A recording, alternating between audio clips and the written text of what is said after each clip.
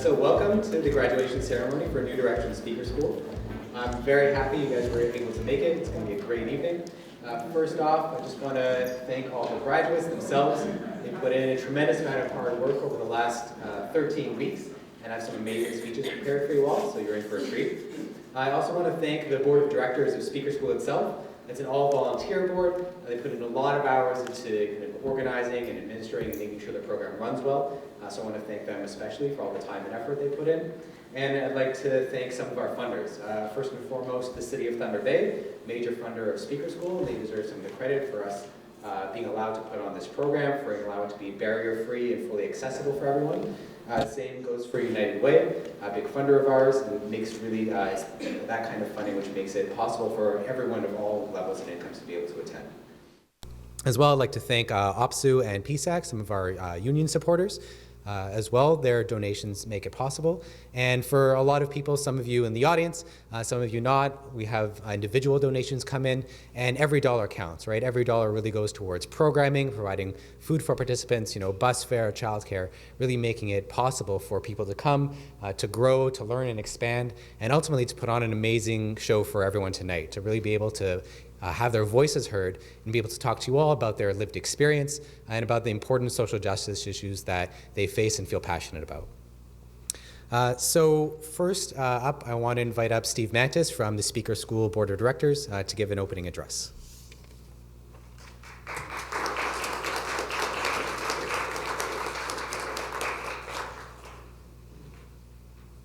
Thank you, Richard, and once again, welcome everybody. It's great to see a full house again this year.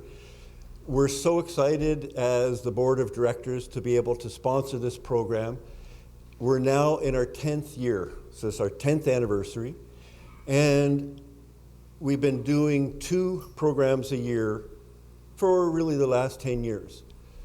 But Speaker School is growing. People are kind of going, hey, what you're doing is really cool. Can you bring that energy over to our place?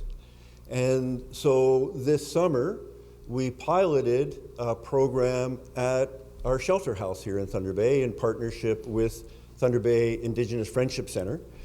And so we had, of course, had to modify the curriculum entirely, but we hired a independent evaluator, and I've just read their evaluation from the program, and it's so positive.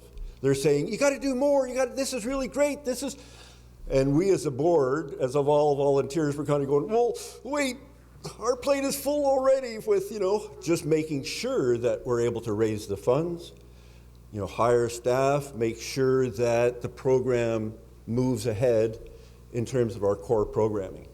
So we've got a challenge ahead of us.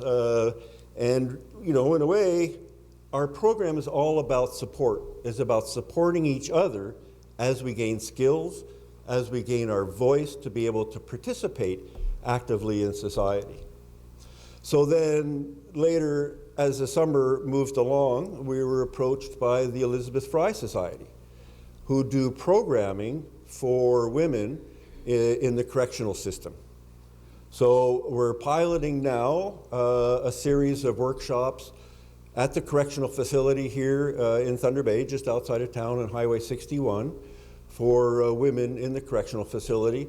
Once again, modifying the curriculum, but we just had a meeting yesterday with Elizabeth Fry and the folks that are delivering the program, and it seems to be going really well. The participants are eager, they're active participants, and we can see value in the model we've got, which is not a model that is really set fast. It's one that responds to the needs of the folks we're working with.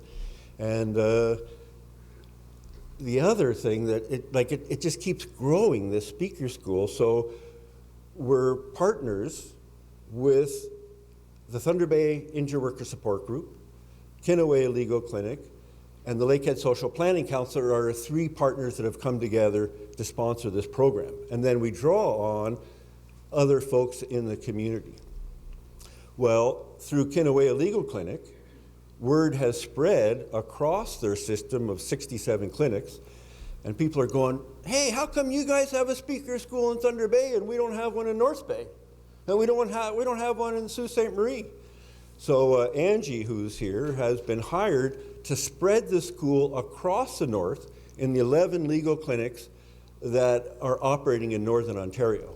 And it's so exciting to hear her come back from a week in Garden River First Nation or in Sudbury, where she's been doing Train the Trainer. And we expect in the next few months, we'll have 4 or 5 new schools starting up across Northern Ontario.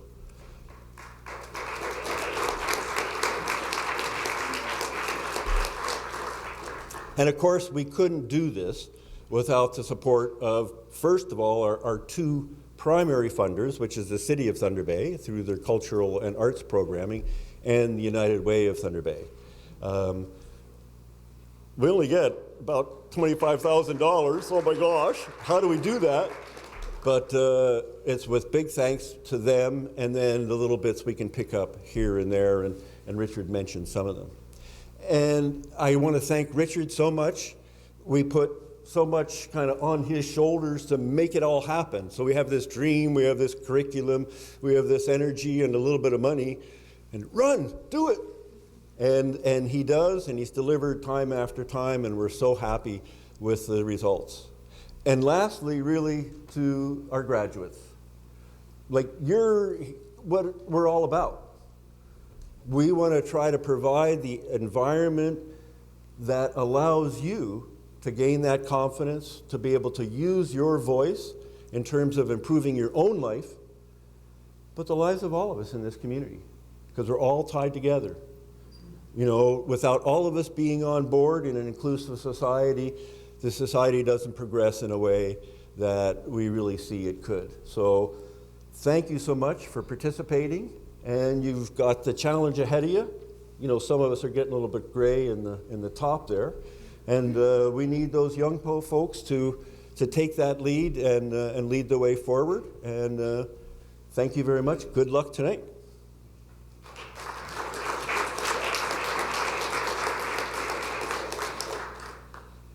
Great, thank you, Steve. And now I'd like to invite up Councillor Shelby Chung to give an opening address on behalf of the city.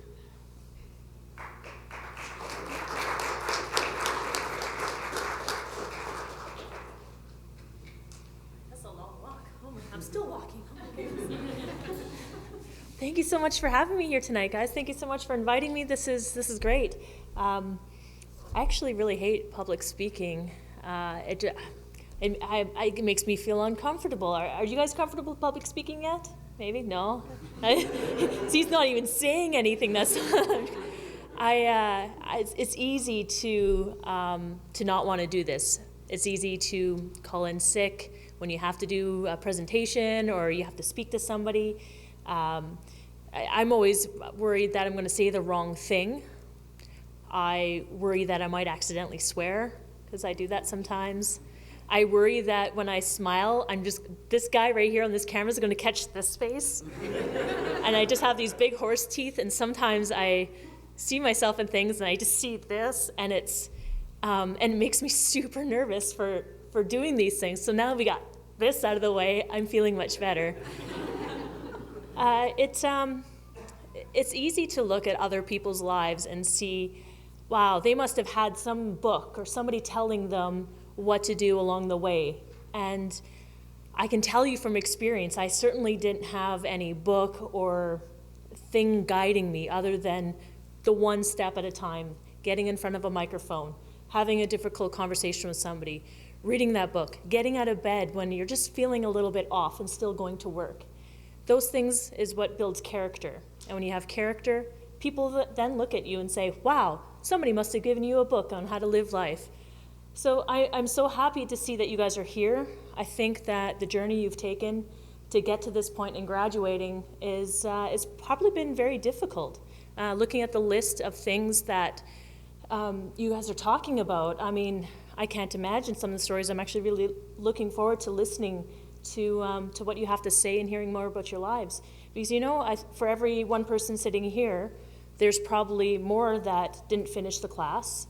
There's probably even more than that maybe applied but didn't even show up the first day. And there's probably more than that need a class like this and need some encouragement from your peers that just didn't come. So You've made it through all of those steps, and now you're here. And I'm extremely proud to be a city representative and supporting you guys. So thank you so much, and let's hear some stories. Thanks.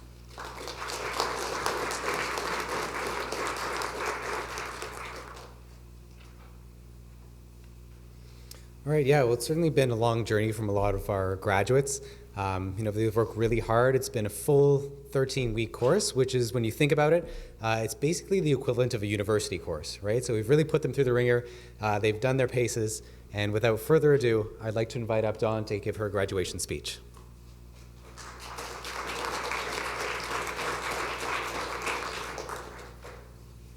Thank you, Richard. Do you know what it's like to be afraid of your spouse? I want to help others. Every time I got hit, he would say, I will not happen anymore. Why did I let him sweet talk me? Because it always happened again. Lots of them get killed by their abuser every year. Maybe if I got out of there sooner, I wouldn't had all 5 sons. Don't get me wrong, I love all 5 sons, but some of them followed in their dad's footsteps. Like my son Jason is very abusive to his girlfriend, Alex, who left him and is safe now. I'm very proud of her. When I was carrying Nathan, my last son, Clarence beat me really bad.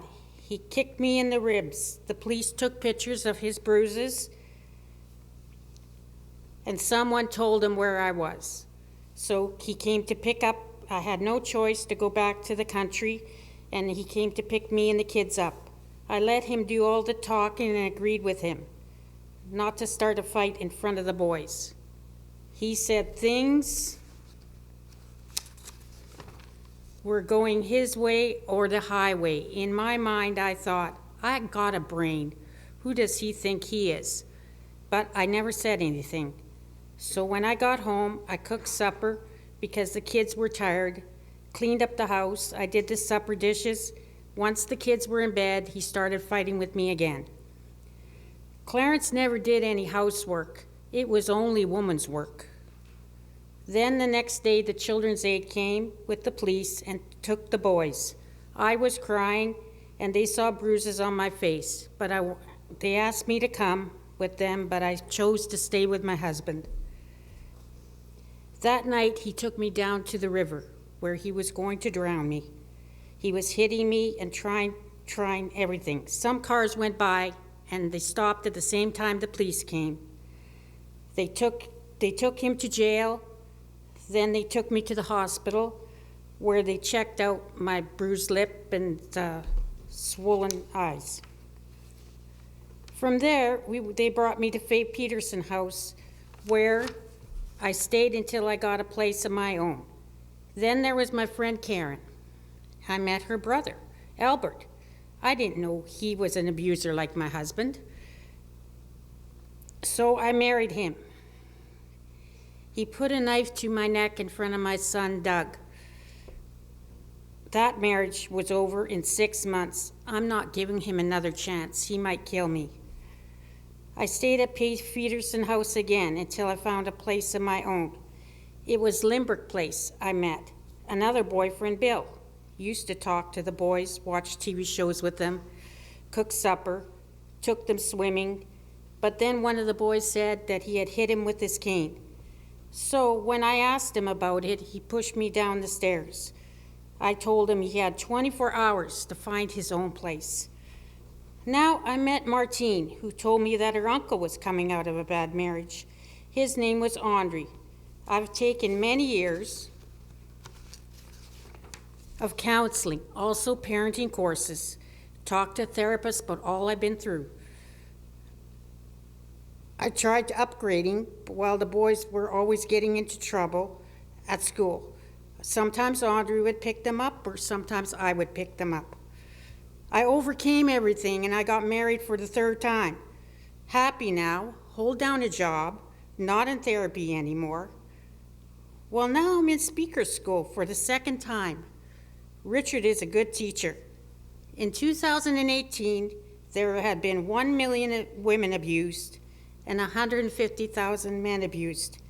Please, anyone being abused, talk to somebody. I know what you've been through. Thank you for everyone coming out tonight.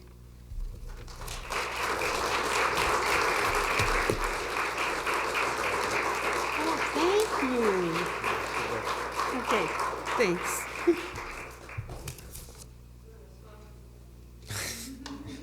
Don, come. Don.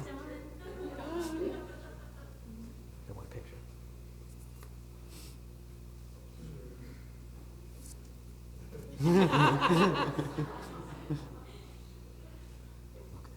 Thank you. All right, thank you, Don, for your speech. I'd like to now invite up Marla to give her graduation address.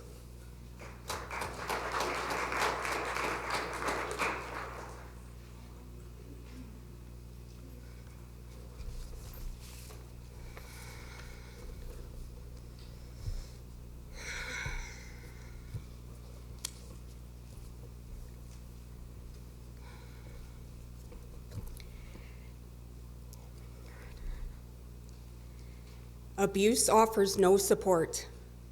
Abuse takes away support. Abuse assumes the worst of support, as abuse assumed the worst of me. Being the only daughter and the oldest of 4, support came through being treated inferior, not being equal to the male energy in the house, and being non-existent to the mother who was jealous of her daughter being the only other female in the house. Support depressed me. I did not trust support, as the support wanted to take all the good from me. Today, being a wife and a mother of 4, I felt like I was rerunning my life. I was the only girl with 3 brothers, and I had 1 daughter and 3 sons. So I've come to understand through my own role modeling, as well as the childhood influences, the many ways that support can empower and the many ways that support can hurt. And as I was reading the speech to my youngest son, he said, "Support hurts? No, it doesn't." And I said, I'm going to teach. When support hurts, it's because it's ignoring the needs and the interests of the person being assisted. Support that hurts can look like, let's be friends. Sometimes with let's be friends, there's a lack of boundaries. Thus, there's a lack of respect. How about I'm the teacher? Sometimes the teacher has a patronizing attitude of knowing best. I'm superior. You need me for support. I don't need you. And then there are the caretakers and the people pleasers and the ones that overcompensate and overdo. We think, wow, self-sacrificing, give them a badge. But oftentimes that support smothers and suffocates. How about the support with the underlying, what's in it for me? And then there's staying loyal to the family way. Support to keep you down because you better not outshine the others in the family. That's support that hurts, and I know it quite well. When support empowers, it's because it's being aware of the other person's existence as being valued and equal. Empowered support looks like, well, I'll share a story that my daughter told me a couple days ago. She was doing an art project with a partner with grade 8s, and one of the grade 8s, the girl, no matter how many ideas were being thrown at her, they just weren't interesting her. And finally she said, I'm not interested. And then there was something about the camera and being in front of the camera, and she got excited with that thought, but she was rejected to be in front of the camera. And so the two got together and started talking about how can we support, but what is it that they want to support? So through this story, to me, it's being attentive to the spark of interest or the sparkle of joy. I find a lot of times, especially with our youth, that we want to nurture our own agenda and not quite paying attention to what the youth wants to do. And then from there, it's being active. It's going beyond the lip service to actually follow through with taking an active role in the mission. And then it's being accountable. And there's 2 parts to being accountable. One, it's supporting them in being accountable and following through with their action steps. But then where are you in that? It's being accountable by being transparent, by taking responsibility, and sometimes vulnerability. Sometimes we have to share of ourselves to empower and influence those to then share of themselves. And then sometimes we need to pull back. Again, it's not our agenda, it's what do they want. So where do we end so that they can start? So let me ask you, where are you in that balancing of support? And as you can tell, sometimes it's hard to know. We think we're doing our best, and sometimes the best, it's not quite so empowering, it's actually depressing. And I don't mean to be depressive here. I'm here to educate, because like I said, I'm a big influencer on my children, just as my parents were on me. And I'm finding that it's not just within the family, but we're talking about it here, we all impact each other, don't we? So when I'm talking about support, exactly what are we supporting? Drum roll, please. Self-importance. Now hear me out. When you look up importance on the web, it says a state or fact of being value. But what do you think it says when you add self to importance? All of a sudden it's exaggerated sense of self, or it's narcissism, or it's thinking too highly of yourself. So why when we add self to a lot of words actually, does it become negative all of a sudden? So now let's connect them, support and self-importance. Support that hurts is trying to prove that they are important. There's a sense of incompleteness within, and they're trying to fill that void by doing. So they're doing, but it's for themselves. Support that nurtures knows that they're important, and there's nothing to prove and there's nothing to fill, as they know they are complete. So when they give of support, it isn't the doing, it's the being. They're just there for the person. You cannot value what you cannot view as important. So let's take, for instance, our car. You buy the car off the lot, you make sure you fill it with gas, you keep it clean, you bring it to the mechanics when it needs to be fixed. It's important to you because it takes you to work and it brings you back home. We put a lot of value in taking care of that car. We actually do that with a lot of things, don't we? Like our house, the way we can look. We put so much effort and care into that which is outside of us, but why do we lack sometimes putting the care where it really needs to go? Only when you can see yourself as important can you really see someone else as important. Positive support comes through the fact or state of self-importance.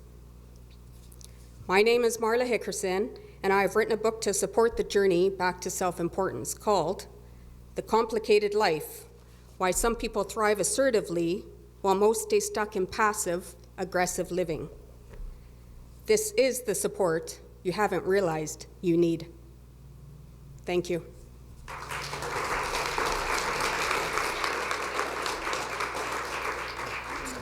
Thank you, Paul. Thank you. Richard, I was going.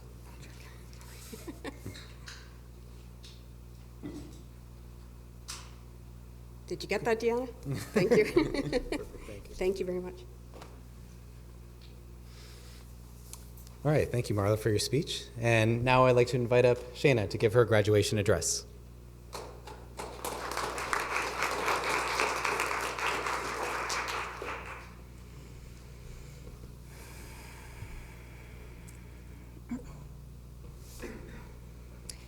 The food you eat can either be the safest, most powerful form of medicine or the slowest form of poison. I believe everything natural in the world plays a role in our ability to live. Yet, the plants and animals we choose to consume give you your ability to live well. There is a connection between the way you feel and the food you eat. Many people think they are eating and making healthy food choices, yet they do not understand why they do not feel well. The choices you make today will impact your health tomorrow and for years to come. This I know from personal experience. Believe it or not, Eating whole foods can increase your energy level and heal you from chronic disease. Whole foods are unprocessed, nutrient-rich, single-ingredient foods. However, knowing where your food comes from and what it has eaten is equally important. For example, conventional strawberries are sprayed with a mix of 36 different pesticides at a rate of 300 pounds per acre. Genetically modified, pesticide, herbicide, hormone-induced, and processed foods have been linked to many forms of cancers, neurological diseases such as dementia, reproductive problems such as infertility, inflammation, and digestive issues. And this is only naming a few. What we consider everyday ailments, such as numbness, migraines, fatigue and weakness, brain fog and depression, and muscle aches, are also signs of toxicity that most of us brush off as normal. When you limit your consumption of whole foods, you limit your ability to heal and live a long and healthy life. Newsflash, you really are what you eat. I'm not here to give you the infomercial scoop about eating better. I am here to showcase that by making the right food choices every day can both save and lengthen your quality of life. I myself have and continue to live and experience the healing powers of food. It has now been over 2 years since my physical ailments first emerged. I have experienced my fair share of tests, doctors, and specialists with minor links to abnormality, yet many eager to fill out a prescription. Hope reemerged when I made the choice to use homeopathic medicine. I knew quite well it was only a support that would help treat my symptoms and bring some relief to my body. The real fight, the real healing, would have to be done from the inside. From that point, it was prevalent to me that my life was in my own hands. The choices I would make would either help heal me or lead me much more quickly to my death. I believe it's quite obvious the choice I made as I stand here before you sharing my story. And may I say, it was a delicious choice at that. What started out as dietary restrictions to reduce inflammation turned into an exploration of cultures, herbs and spices, food combining and energetics, and an exploration of myself. Who would have thought that something so simple, so taken for granted in our society, is also the foundation of our ability to be and live well? It is your life, it is your choice, and it is important for you to know that your body does not have to be a cage when it is meant to and can again be a temple. Take my journey as an example. From losing over 15 pounds within a month to becoming a certified yoga teacher.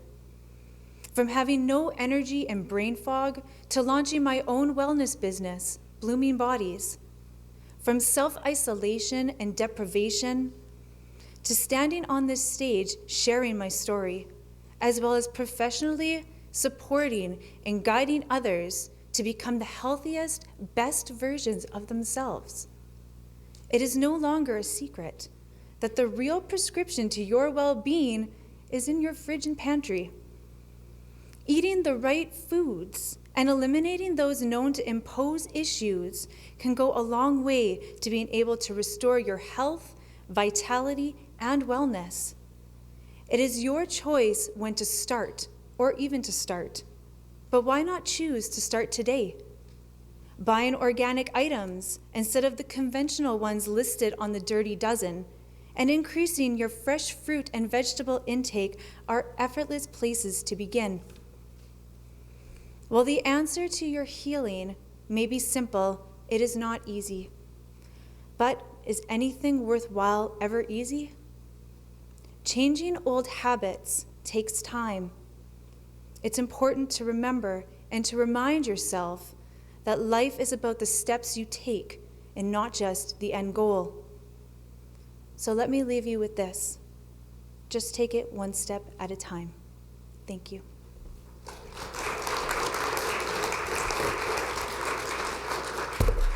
Thank you.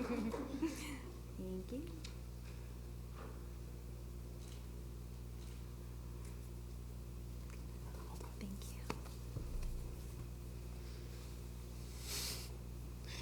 All right, thank you, Shayna, for your speech. And now I'd like to invite Laura to give her graduation address.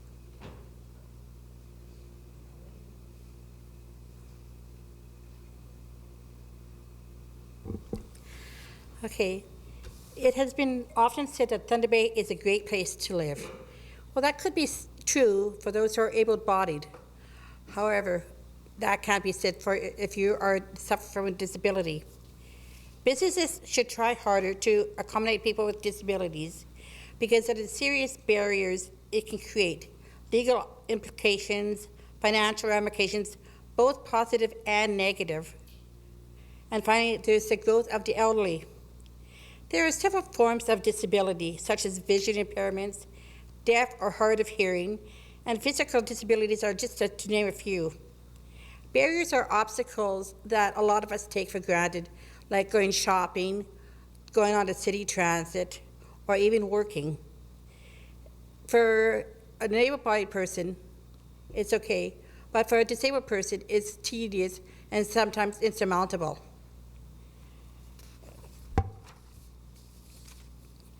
An example of a barrier that a disabled person could follow is if there is a store that has a discount for 10% and they offer it online, but if you're visually impaired, a lot of them do not have the equipment to do that. So that means they lose out on that 10% discount. However, the store could remove that barrier by offering them that barrier. If they come into the store, then they can get that 10% discount, which would be good.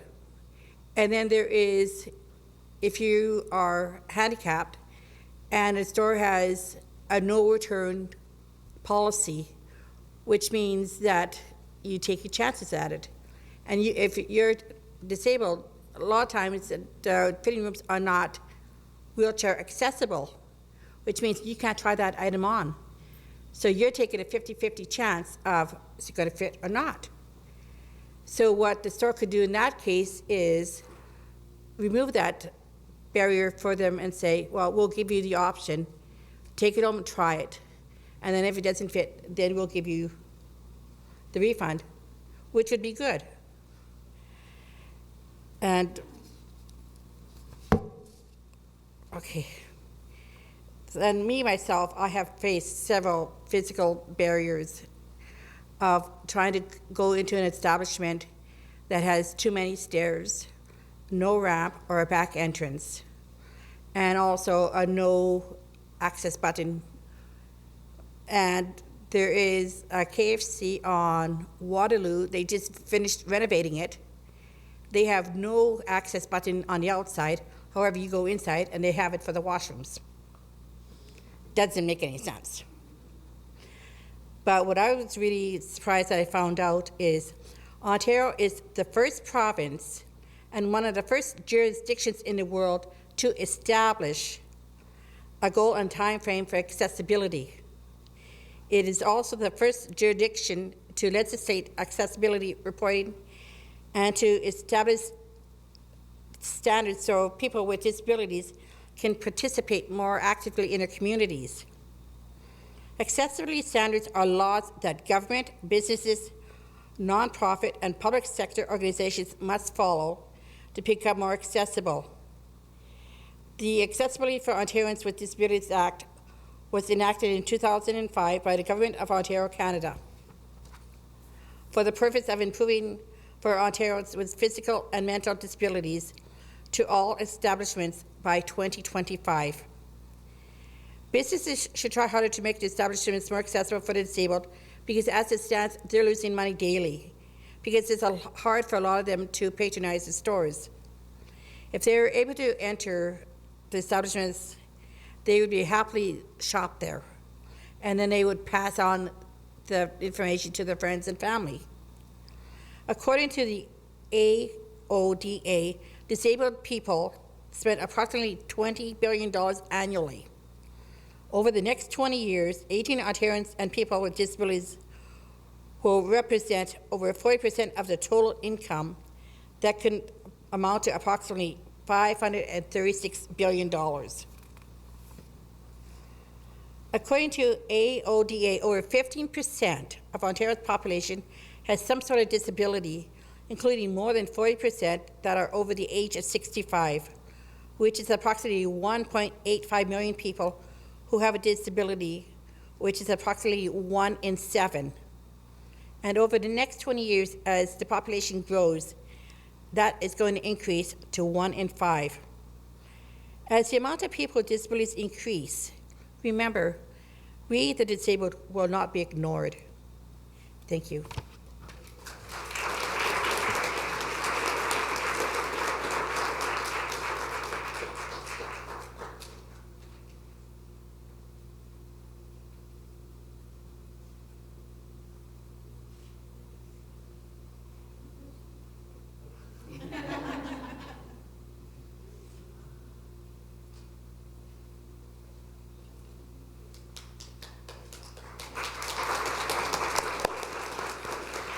Great, thank you, Laura, for your speech. And now I'd like to invite up Dorcas to give her graduation address.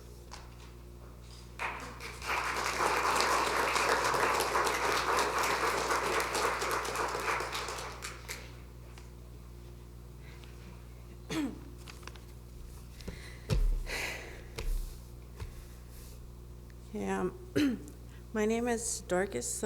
Some of you may know me. I want to share a story with you and maybe some advice. Recently, I lost someone very special to me, and he was my, hold on.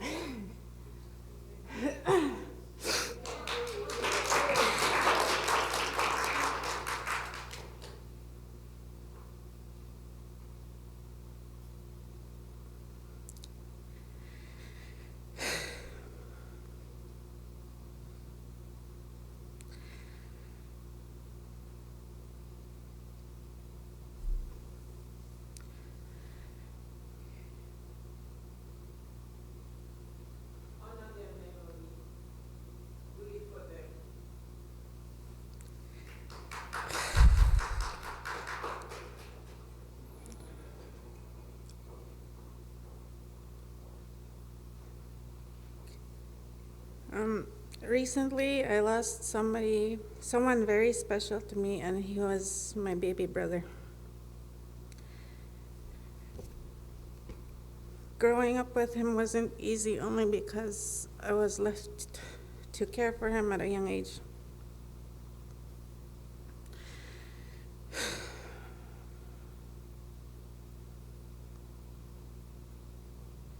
My brother always wanted to be where I was, which resulted in him being the youngest student registered in school. He was only 2.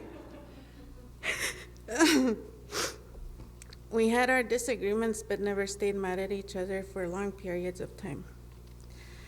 At the age of 16, I gave birth to my first son, and he thought of my son as his brother, but always acknowledged him as his nephew. My brother struggled with alcohol addiction, and seeing him struggle made me feel helpless. No matter how hard I tried, it fell on deaf ears. Ever since he passed on, I always have, I should have done more at the back of my mind.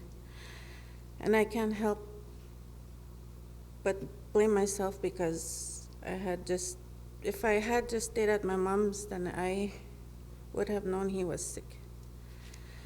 I shouldn't have moved out knowing my mom never checked on him. Maybe then my brother would still be with us today.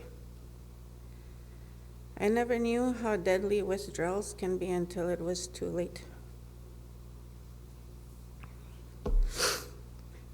If you know someone who is struggling with addictions and is possibly going through withdrawals, please do not leave them alone to fend for themselves. If I was given a chance to change things, I would go back to the day before he left us and made sure he received medical attention. But instead, I am here wishing I had done things differently and missing my brother.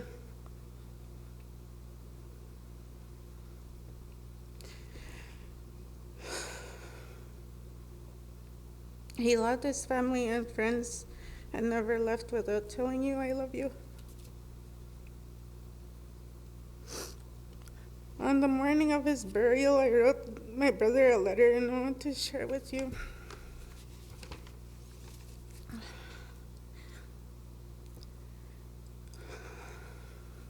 My baby bro, it hurts to see you go. It hurts that you are no longer here. I heard from an officer that you went to sleep and never woke up. I called him a liar because you need to be here. And we still needed you. I can't sleep most nights. I feel regret. I shouldn't have left you alone. I should have stayed. Maybe then you'd still be here. But instead, I'm here without you. A huge part of me is missing a piece of me left with you. Life will never be the same. I miss your laugh. I miss your hugs. I miss hearing you say, I love you, sis.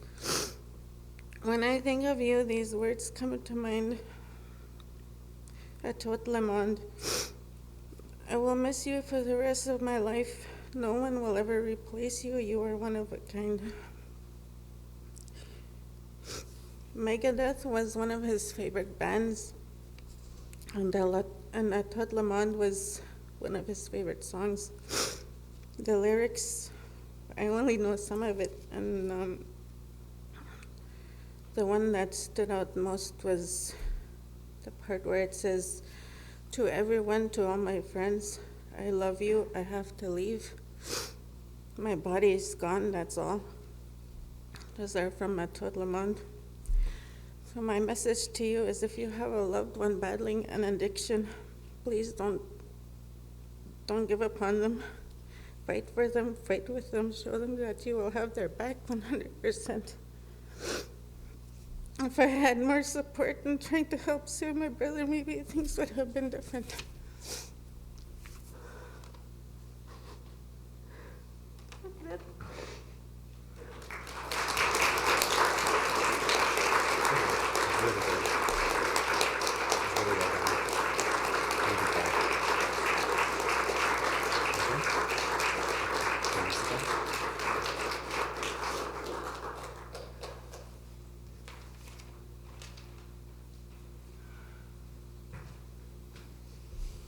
All right. Thank you, Dorcas, so much for sharing. All right, I'd like to invite up Christy to give her graduation address.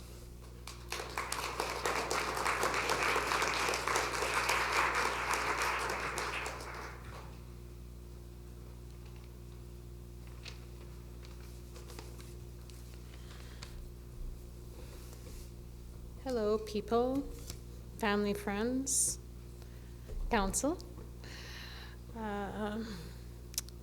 cameras, cameramen. My life of depression and anxiety, my toxic family, and how I left it behind. Hello, my name is Christy. The impact of being abused by my own sister. I was there for my niece when she was half an hour old at the hospital, and I was there for my other niece when she was 2 days old. I loved them for the first time I met them. I was 14 for the first and 17 for the next. It was a wonderful every moment I spent with them. I loved caring for them from 7 a.m. to 5 p.m. I was more than just your average aunt. I stayed in the abuse because of my mom's and sister's loyalty to family. The physical fighting on and off from age 11 to 18 hurt me very deeply, but I was just a kid. My sister was very unhappy to babysit me, and she let me know it. If I didn't clean the house because I wanted to go play, I wasn't allowed outside, and sometimes I was beaten up. But that wasn't the only pain I felt when she would use the kids against me and argue in front of them. My mom would say, "She's your sister. She had beat me up." That meant do nothing about it. They forgot about me. I was just someone to take care of the kids, nothing more. So I stayed there and I watched the girls up to a certain age. Then I had enough one day and I left.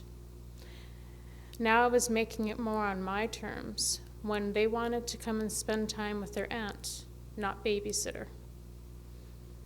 I did forget about me for a long time, but when major depression kicked in, I was the main person that I had to take care of. The doctors helped, the medicine helped, but I still cried a lot because I missed my nieces. I missed my mom. My self-esteem and self-worth wasn't with me, and for a time I lost hope. Then I went to college for some courses, and that helped me to learn more about me and the compassion for other people. I was still on and off going to therapy, counseling. Now 20 years has passed by, and I'm a busy woman. I feel like the woman I should be, happy, healthy, and making better decisions for my life to be a better woman. And as for the family, they continue to live their separate lives away from me and me from them. At this time in my life, I'm okay with it. Maybe one day we will reunite, maybe not. I'm fine either way. I thank the therapists, the counselors, the doctors, my friends who stood by me and truly loved me in my rough times, for you all made me who I am today.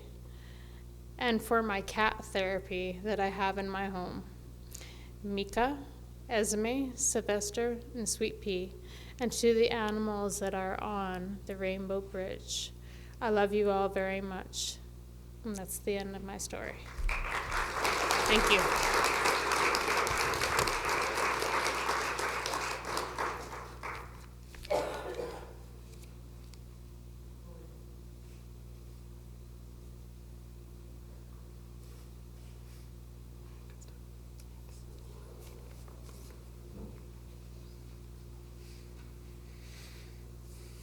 All right, great. Thank you, Christy, for your speech. And last, to help round off the evening, I'd like to invite up Roland to give his graduation address.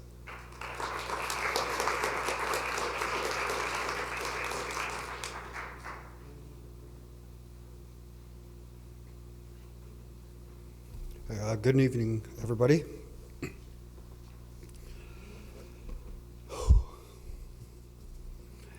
There has come a time in my life when I finally get it. When in the midst of all my fears and insanity, I stop dead in my tracks, and somewhere the voice inside my head cries out, enough. Enough fighting and crying or struggling to hold on. And like a child quieting down after a bad tantrum, my sobs began to subside. I shudder once or twice, blinking back the tears. And through a mantle of wet lashes, I began to look at the world from a new perspective. I realized that it is time to stop hoping and waiting for something or someone to change, or for happiness, safety, and security to come galloping over the next horizon. I've come to terms with the fact that there aren't always fairy tale endings or beginnings, and that any guarantee of happily ever after must begin with me. I'll begin making my way through the reality of today rather than holding on for the promise of tomorrow. Realize that much of who you are and the way you navigate through life is, in a great part, a result of all the social conditioning you received over the course of a lifetime. I began to sift through all the nonsense I was taught about how I should look, what I should wear, and where I should shop, where I should live, which type of job I should have, who I should be with and how I should behave, who I should marry and why I should stay. So many questions. I slowly began to open up to new worlds and different points of view. I began reassessing and redefining who I was and what I really believed in. I began to discard the doctrines I have outgrown and should have never practiced to begin with. I accept the fact that not everyone will love, appreciate, or approve of who I am, and that's okay. They're entitled to their views and opinions. I will never be a perfect human being.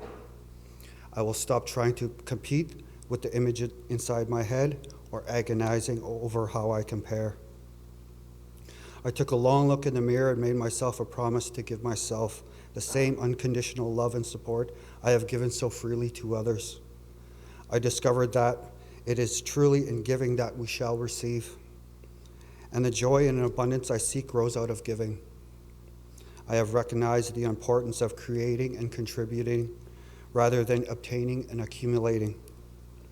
I give thanks for the simple things I've been blessed with, things that millions of people upon the earth can only dream about: food, running water, a roof over my head, freedom of choice, and an opportunity to pursue my dreams. I will begin to love and care for myself again.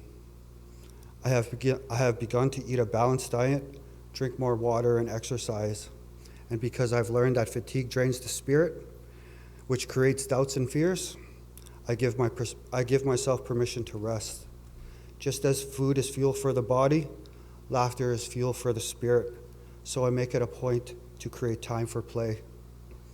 I've learned about love in relationships, how to love, how much to give in love, when to stop giving and when to walk away. I allow only the hands of a lover who truly loves and respects me to glorify me with her touch. I've learned that people don't always say what they mean or mean what they say, intentionally or unintentionally, and that not everyone will always come through. I'll stop lashing out and pointing fingers or looking to place blame for the things that were done to me or not done for me. I am learning to keep my ego in check and to acknowledge and redirect the destructive motives it spawns: anger, jealousy, and resentment. I'll learn how to say I was wrong and to forgive people for their own human frailties. Build bridges instead of walls. Express the healing power of love as it is expressed through a kind word, a warm smile, or a friendly gesture. I am learning the importance of communicating my needs with confidence and grace. I don't have answers all the time, and sometimes I just need to let go. Learn to look at people as they really are and not as you want them to be. Be careful not to project your neediness and insecurities onto a relationship. I've learned that I won't be more handsome, more intelligent, more lovable, or important because of the woman on my arm. I will stop appraising my worth by the measure of love I am given. I realize that it's wrong to demand that someone live their life or sacrifice their dreams just to serve my needs, ease my insecurities, or meet my expectations or standards. I've learned that the love worth giving and receiving is love that is given freely without conditions or limitations. I'll learn to stop trying to control people, situations, and outcomes. I've learned that alone does not mean lonely. And I began to discover the joy of spending time with myself and on myself. I will rediscover the greatest and most fulfilling love I will ever know: self-love. So it comes to pass that through understanding, my heart heals, and now all new things are possible. I have learned that talk doesn't always change things, and unrequited wishes can only serve to keep me trapped in the past. So I stopped thinking of what could or should have been done and I've made a decision to leave the past behind. Then I'll begin to invest my time and energy to affect positive change. I have taken personal inventory of all my strengths and weaknesses and the areas I need to improve in order to move ahead. I have set my goals and mapped out a plan of action to see things through.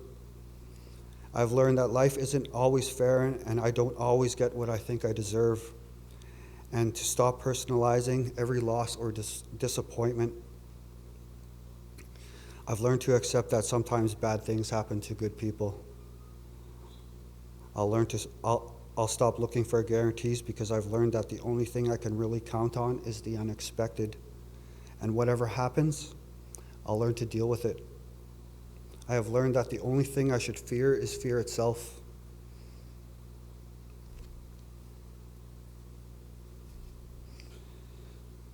I have learned to step right into and through my fears, because to give in to fear is to give away the right to live my life on my terms.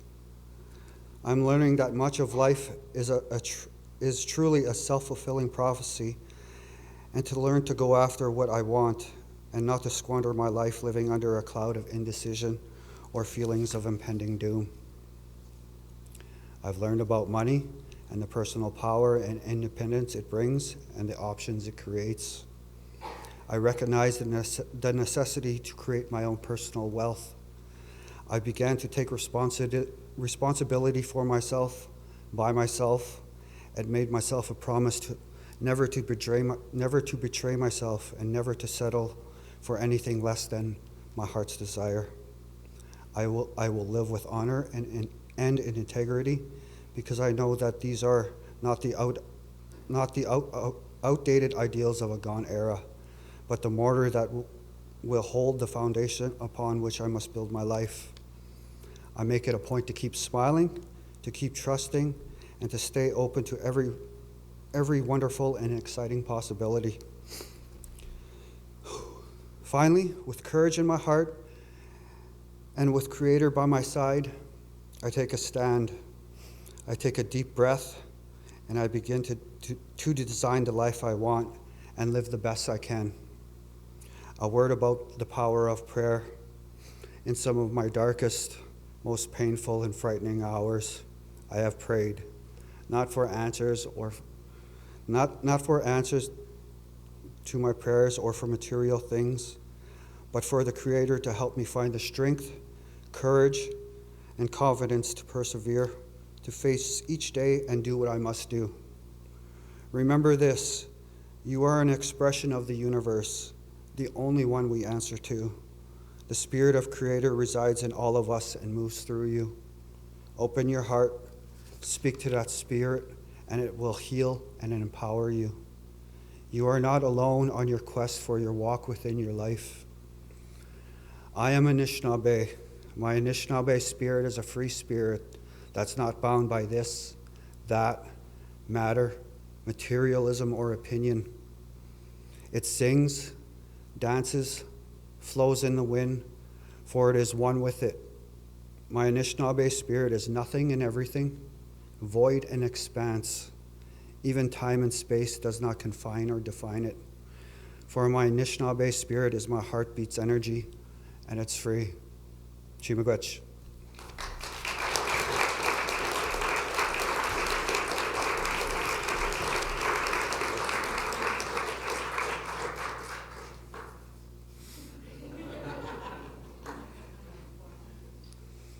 It's all yours. Oh, thanks.